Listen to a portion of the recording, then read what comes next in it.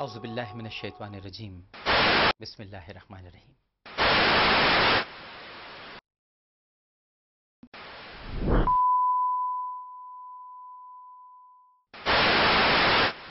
جھکی جھکی نہ ہو نظر جھکے نہ سر، جیو تو ایسے سہما سہما سا ہو دل نہ ہو کوئی ڈر، جیو تو ایسے آئے جو غم تو مسکراؤ مسکرا کے گلے لگاؤ، آگے آگے بڑھتے جانا ساتھ سوچ رہے جیو تو ایسے جیو تو ایسے جیو تو ایسے جیو تو ایسے. خود پہ گر یقین ہو زندگی حسین ہو، دل کو اپنے یہ بتا دو آج ہی، وقت کا اصول ہے روکنا فضول ہے، مشکلوں کو یہ بتا دو آج ہی. کانٹوں بری رہ گزر نہ چھوٹے مگر، جیو تو ایسے چاہے اندھیرے ہو رکے نہ کبھی سفر، جیو تو ایسے آئے جو غم تو مسکراؤ مسکرا کے گلے لگاؤ، آگے آگے بڑھتے جانا ساتھ سوچ رہے جیو تو ایسے جیو تو ایسے جیو تو ایسے جیو تو ایسے جیو تو ایسے. اعوذ باللہ من الشیطان الرجیم بسم اللہ الرحمن الرحیم.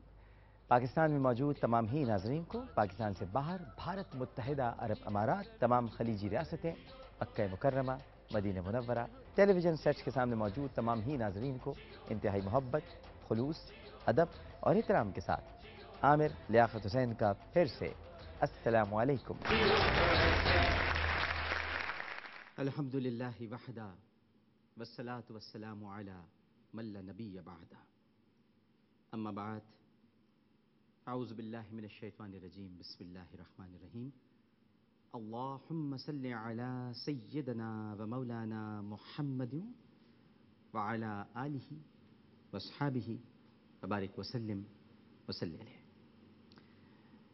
دنیا بھر میں جیو نیٹ ورک اسکرین پر مجھے دیکھنے والے تمام ہی ناظرین کرام کو 2 برس بعد انتہائی محبت، خلوص، ادب اور احترام کے ساتھ عامر لیاقت حسین کا السلام علیکم.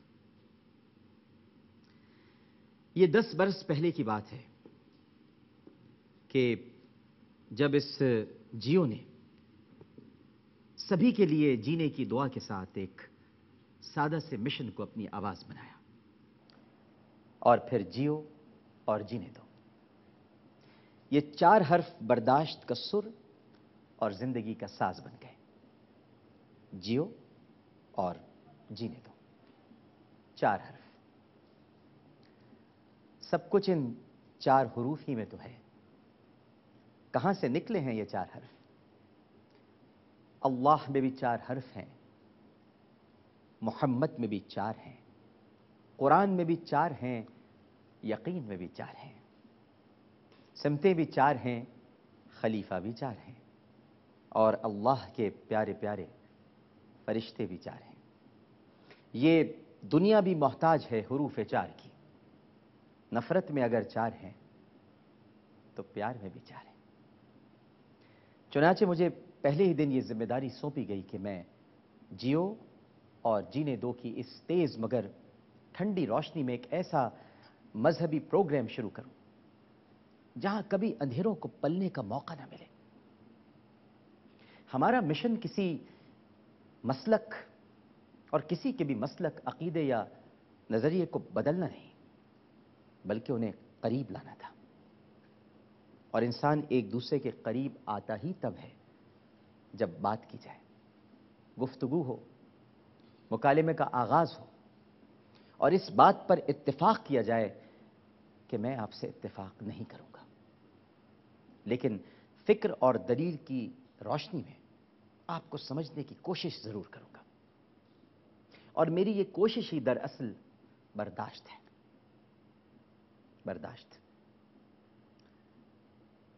برداشت جس نے مجھے اور آپ کو تخلیق کیا.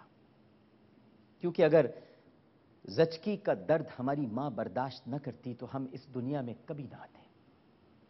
اور شاید اسی بنا پر اللہ کے رسول نے اولادوں کو یہ حکم دیا کہ پہلا حق بھی ماں کا ہے، دوسرا حق بھی ماں کا ہے، تیسرا حق بھی ماں کا ہے اور پھر باپ کا حق ہے، کیونکہ ماں نمونہ ہے سراپا برداشت اور اپنے جگر کے ٹکڑے کے درد کو سمجھنے کا۔ یہی وہ برداشت ہے جس نے دو جہاں کے محبوب صلی اللہ علیہ وآلہ وسلم کی پشت مبارک پر معاذ اللہ غلاظت رکھے جانے کے باوجود پر نور دست مبارک بد دعا کے لیے نہیں اٹھائے۔ مکے کی گلیوں میں آوارہ، اوباش، بدماش، استہزاء کرنے والوں اور ٹھٹے لگانے والوں نے میرے آقا پر پھپتیاں کسیں، گلے میں رسی ڈال کر گھسیٹا، معاذ اللہ گالیاں دیں، تہمتیں لگائیں، لیکن آپ نے صرف صبر کیا، ہر درد کو برداشت کیا اور دشمنوں کو معاف کیا۔ آپ اپنے رب کریم کے نام کو بلند کرنے کے لیے تمام سختیوں کو تبسم فرما کے برداشت کرتے رہے۔ نام نہاد اپنوں کی خبث باطنی کا شکار ہوئے، لید اور گوبر کے بوجھ کو اس وجود مقدس پر برداشت کیا جس پر قرآن اترتا تھا، اس رخ روشن پر عقبہ بن ابی معیط کے تھوکنے پر معاذ اللہ صبر کیا، جس کی زیارت کے لیے مدت سے فرشتے سدرۃ المنتہا کی شاخوں پر شوق دیدار میں تڑپ رہے تھے، جس پیٹھ پر حسنین کریمین رضی اللہ تعالی عنہما سواری کرتے تھے، نظافت و لطافت کے پیکر اسی مصطفیٰ صلی اللہ علیہ وآلہ وسلم نے اس پر عین حالت سجدہ میں اونٹ کی اوجڑی کا بوجھ برداشت کیا۔ ابو لہب کی بیوی اور آپ کی چچی ام جمیل ایک دن بیماری کے باعث آپ کی راہ میں کانٹے نہ بچھا سکی تو آپ کو تشویش ہوئی کہ آج میری پاپوش مبارک کو چیر کر میرے تلووں کو چھلنی کرنے والے کانٹے کہاں ہیں؟ کہیں انہیں بچھانے والی زخمی تو نہیں ہو گئی؟ اور بس یہی سوچ کر پیکر صبر و برداشت نے دشمن کی بھی عیادت کی، کیونکہ آپ جانتے ہیں کہ آپ صلی اللہ علیہ وآلہ وسلم کو لعنت کرنے کے لیے نہیں بلکہ دشمنوں کو بھی سینے سے لگانے کے لیے بھیجا گیا۔ سارے نبیوں نے تو یہ کہا کہ اے اللہ، اچھے ہمارے اور برے تیرے، تاکہ ان پر تیرا عذاب نازل ہو، لیکن میرے سیدی نے فرمایا، میرے آقا نے فرمایا صلی اللہ علیہ وآلہ وسلم کہ اللہ پاک اچھے بھی میرے اور برے بھی میرے، اچھوں کے اعمال دیکھ کر خوش ہوں گا اور بروں کے لیے مغفرت کی دعا کروں گا۔ مدینہ منورہ آمد کے بعد عبداللہ ابن ابی نے آپ کا وہاں آنا گوارا نہیں کیا، حالانکہ آپ کو تو سب انصار لائے تھے، خوشی سے بیعت کر کے لائے تھے، مگر اس کم ظرف نے سرکار دو عالم صلی اللہ علیہ وآلہ وسلم کی مدینہ آمد پر احتجاج کیا اور مسلسل سازشیں کی، لیکن اس کے باوجود آپ نے اس کی آخری خواہش کو پورا کیا جو اس نے مرتے وقت کی تھی کہ یا محمد صلی اللہ علیہ وآلہ وسلم، میرے اعمال تو مجھے نہیں بخشوائیں گے، بس آپ اپنا کرتا دے دیجیے گا، میں اسے اپنی قبر میں ساتھ لے جانا چاہتا ہوں تاکہ اس کرتے کی نسبت سے بخش دیا جاؤں۔ اور آپ نے اسی وقت اپنا مبارک کرتا اتار کر عبداللہ ابن ابی کے بیٹے کو دے دیا۔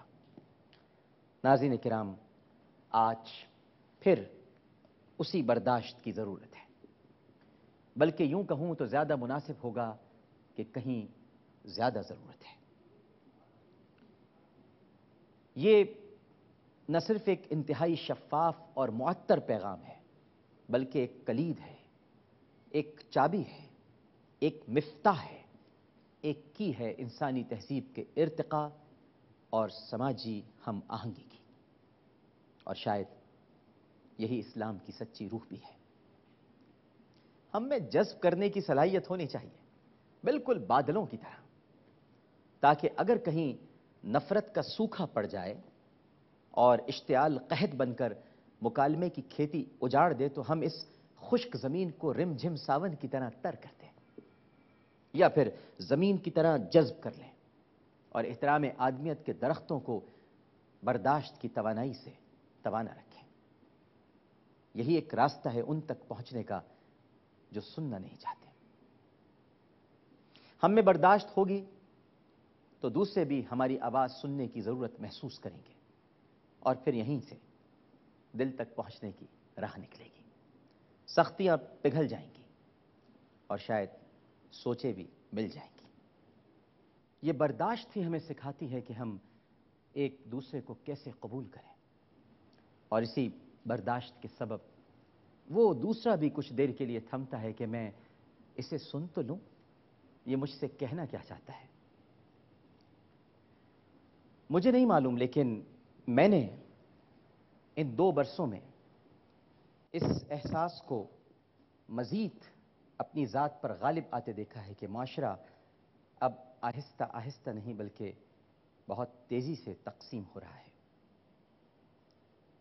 لیفٹ اور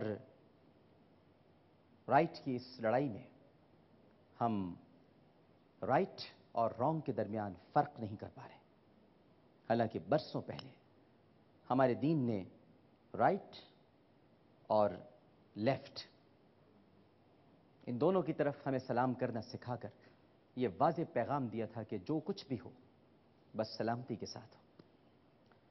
اخوان الیمین اور اخوان الیسار دونوں ہی پر اللہ کی سلامتی ہو، کیونکہ سلامتی کا اعلان بھی برداشت ہے، اور اس اعلان کو سنتے ہی بغض و عداوت کے منفی جذبات حرف غلط کی طرح مٹ جاتے ہیں۔ شہباز بھٹی کی خون میں لت پت لاش بھی ہم سے کئی سوال کرتی نظر آئی۔ ہم نے اسلام کے نام پر ریمنڈ ڈیوس کی رہائی کا سودا کر لیا، مساجد، امام بارگاہوں اور عبادت گاہوں میں لہو کی ندیاں بہائی گئیں، اور یہ سب اسی لیے ہوا کہ ہم نے کبھی برداشت کے پوڈیم پر آ کر مختلف نقطہ ہائے نگاہ کو سمجھنے کی کوشش ہی نہیں کی۔ ہمیں یہ بھی جاننے کی ضرورت ہے کہ شہباز بھٹی کا قتل ایک ایسا سنگین جرم ہے جسے رحمت للعالمین صلی اللہ علیہ وآلہ وسلم کبھی معاف نہیں کریں گے، کیونکہ شہباز بھٹی نے مجھ سے کیا کہا تھا، ذرا سنیے تو صحیح۔ ہم حضور پاک اور تمام الہامی کتابوں کا دل سے احترام کرتے ہیں، اور ان کی گستاخی یا توہین گناہ کبیرہ ہے ہمارے لیے۔ واہ واہ، ہم ایسا تصور بھی نہیں کر سکتے۔ ٹھیک ہے، ٹھیک ہے۔ ہمیں اس سے کسی قسم کا کوئی نہ اختلاف ہے، نہ کسی قسم کی کوئی دو رائے ہے، اور بلکہ ہمیں آپس میں مذہبی رواداری کا مظاہرہ کرتے ہوئے اس مسئلے کا حل تلاش کرنا ہے۔ بات ہی ختم ہو گئی۔ میں اس مسئلے کا حل نہیں چاہتا کہ کنفرنٹریشن سے ہو یا کسی قسم کے تصادم سے ہو۔ ہمارے دروازے کھلے ہیں، میں اپنے علماء کرام کے ساتھ آنے کے لیے تیار ہوں، ان کے پاس بیٹھنے کے لیے تیار ہوں، ان کی رہنمائی میں آگے بڑھنے کے لیے تیار ہوں۔ مگر ساتھ ساتھ ہمیں یہ بھی جاننے کی ضرورت ہے کہ طالبان کا اپنا ایک الگ نقطہ نگاہ ہے، اور بات چیت کے بغیر، ڈائیلاگ کے بنا کچھ صحیح نہیں ہو سکتا۔ کسی کو بھی ارتقاء کے عمل سے علیحدہ رکھ کر ہم اس کے ساتھ دشمنی کرتے ہیں اور پھر اسے اپنا دشمن بناتے ہیں۔ افسوس کہ ہم ابتدائی قدم کے طور پر اٹھاتے ہیں، حالانکہ ابتدائی قدم تو دعوت ذل عشیرہ ہے، کوہ صفا پر چڑھ کر ایک اللہ کی طرف بلانا ہے، اور ایک بار نہیں، کئی بار سمجھانا ہے، بلکہ بار بار سمجھانا ہے۔ یقین ہے مجھ کو بازی جیتنے کا، فتح میری ہے، میں گلدستے بناتا ہوں، وہ شمشیریں بناتے ہیں۔ آج معاشرے کے ہر فرد کو سمجھنا ہوگا کہ جھگڑا، فساد، نفرتیں، عداوتیں کبھی مسائل کا حل نہیں ہوتے، بلکہ باہم گفتگو، برداشت، تحمل، بردباری اور عفو درگزر مسائل کو پیدا ہی نہیں ہونے دیتے۔ ہمیں دوسروں کو سننا ہوگا، سمجھنا ہوگا، اور مل جل کر ہی آگے بڑھنا ہوگا۔ ہر ایک کا اپنا ایک نقطۂ نظر ہے اور ہر شخص اپنے تئیں درست ہے، اور ہمیں دلیل کے ذریعے انہیں اس حد تک قریب لانا ہوگا کہ نظریات کی حدت سے وہ جل نہ جائیں بلکہ معاشرے کو ایک نئی جلا بخشیں۔ جناب، انتہائیں ہمیشہ دو ہوتی ہیں، ایک نہیں۔ رسی کے دو سرے ہوتے ہیں، ایک نہیں۔ اور ہمیں انتہا پسندی کو معاشرے کے ہر حصے سے ختم کرنا ہوگا، مذہبی یا لبرل نہیں، صرف انتہا پسندی۔ مذاکرات، افہام و تفہیم اور گفت و شنید، یہی ہر مسئلے کا حل ہے۔ اس میں کوئی شبہ نہیں ناظرین کرام کہ ختم نبوت کے انکار کے سبب قادیانی مسلمان نہیں، لیکن اس میں بھی کوئی شبہ نہیں کہ یہ دنیا جتنی مسلمانوں کی ہے اتنی ہی غیر مسلموں کی بھی ہے، اور پاکستان میں آزادی سے انہیں بھی جینے کا ویسا ہی حق ہے جیسے کہ کسی اور کو۔ یہ ہر مسلمان کا اولین فرض ہے کہ وہ غیر مسلموں کی جان، مال اور املاک کی حفاظت کرے۔ قرآن کہتا ہے کہ یہود و نصارہ تمہارے دوست نہیں ہو سکتے، اور یہ ہمیں اس لیے سمجھایا گیا ناظرین کرام تاکہ ہم ان سے اپنی دفاعی حکمت عملی شیئر نہ کریں، انہیں حربی رازوں میں شریک نہ بنائیں، ورنہ میثاق مدینہ کیا تھا؟ خلفائے راشدین رضوان اللہ تعالی علیہم اجمعین کے سنہرے ادوار میں تجارتی راہیں کبھی مسدود نہیں ہوئی تھیں، حتیٰ کہ یہود و نصارہ خواتین سے نکاح تک کی اجازت ہے، لیکن کڑی شرائط کے ساتھ، اور یہاں بھی ہمیں یہی برداشت نظر آ رہی ہے۔ ستم ظریفیوں کے باوجود برداشت، کھانے میں زہر ملانے کے باوجود برداشت، بس اسی برداشت کی سرگوشی سننے کی ضرورت ہے، اور اگر ہم نے اسے سن لیا تو ہم ان سے وہ سب کچھ سیکھ لیں گے جو ہم کو سیکھنا چاہیے، کیونکہ دشمنی اور دوستی کے درمیان ایک پڑاؤ ہے جہاں صرف حکمت والے ہی قیام کرتے ہیں۔ دراصل اسلام بہت سادہ، عام فہم اور عالمگیر تعلیمات کا مذہب ہے۔ اسے جاننے کے لیے صرف علم کی نہیں بلکہ علم کی بھی ضرورت ہے۔ ہمیں ایک دوسرے پر بات کرنے کے بجائے ایک دوسرے سے بات کرنا چاہیے۔ جینز اور شرٹ پہننے والوں کو حجاب اور داڑھی کا احترام کرنا چاہیے اور اس سے پریشانی نہیں ہونی چاہیے۔ اسی طرح حجاب اور داڑھی والوں کو، بنا حجاب اور داڑھی والوں کو کمتر نہیں سمجھنا چاہیے، بلکہ برداشت کے رتھ پہ بیٹھ کر ایک دوسرے کے قریب آنا چاہیے۔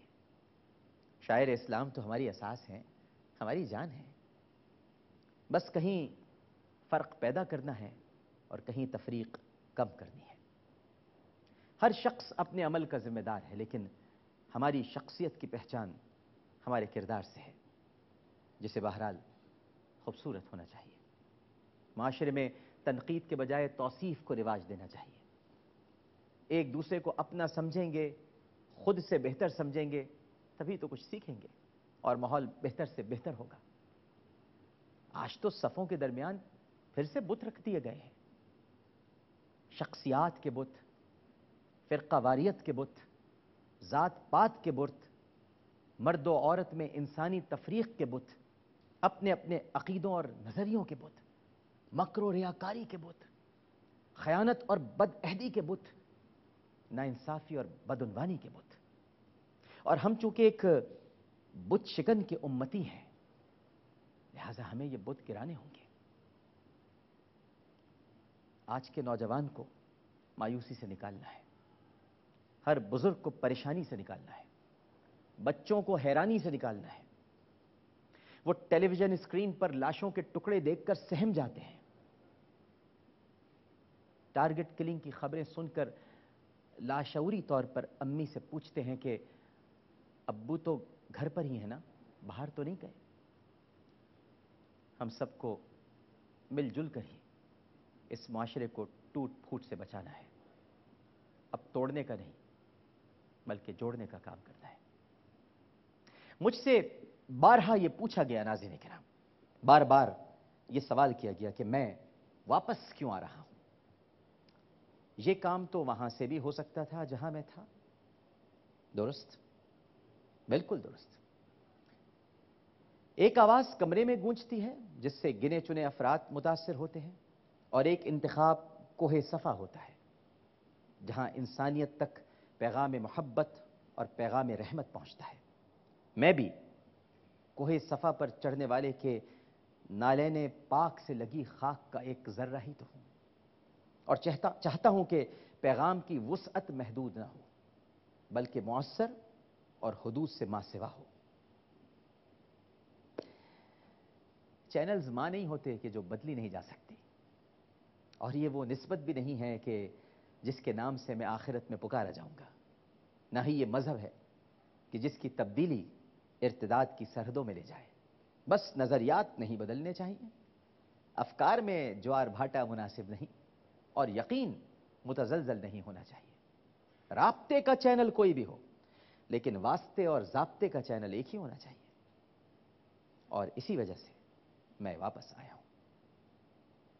مجھ سے اگر آپ پوچھیں ناظرین کرام کہ اسلام کا بنیادی انگریڈینٹ کیا ہے، تو میں ایک طفل مکتب، محدود علم رکھنے والا، گو کہ اس وقت مجھے جید علماء کرام بھی سماعت فرما رہے ہیں، وہی علماء کرام جن کی وجہ سے آج میں ہوں۔ میں نے کبھی عالم ہونے کا دعویٰ نہیں کیا، یہ منصب انہی کا ہے جن پر جچتا ہے۔ میں تو بس بزرگوں، علماء کرام اور صاحبان دانش کی جوتیاں ہی سیدھی کر لوں، میرے لیے تو یہی باعث اعزاز اور صد افتخار ہے۔ تو میں جواباً یہی کہوں گا کہ لا تثریب علیکم اليوم، مجھ کم علم کی نگاہ میں اس سے بہترین اسلام کا ایسنس کوئی اور نہیں۔ لوگوں کی غلطیوں سے درگزر کر اور ان کی لغزشوں کو معاف کر، اللہ تجھے بلند درجہ عطا فرمائے گا۔ آج کسی کا کوئی مواخذہ نہیں، معاف کرنا اور بھول جانا ہی میرے سرکار صلی اللہ علیہ وآلہ وسلم کی نصیحت اور وصیت ہے۔ اور اس جذبہ درگزر کی خوبصورتی کا احساس صرف درگزر کرنے والے کو نہیں ہوتا، بلکہ جس سے درگزر کیا جاتا ہے اس کی ٹہنیوں پر بھی نئی کوپلیں پھوٹتی ہیں، محبت کے پتے نکلتے ہیں، اور سبز شاخیں آنے والی حسین زندگی کی نوید سناتی ہیں۔ یہاں لیتے ہیں ہم ایک چھوٹا سا وقفہ، اور وقفے کے بعد دوبارہ حاضر ہوں گے، گفتگو کے سلسلے کو وہیں سے جوڑیں گے جہاں سے اب وہ ٹوٹنے جا رہا ہے۔ وقفہ۔ السلام علیکم ورحمۃ اللہ۔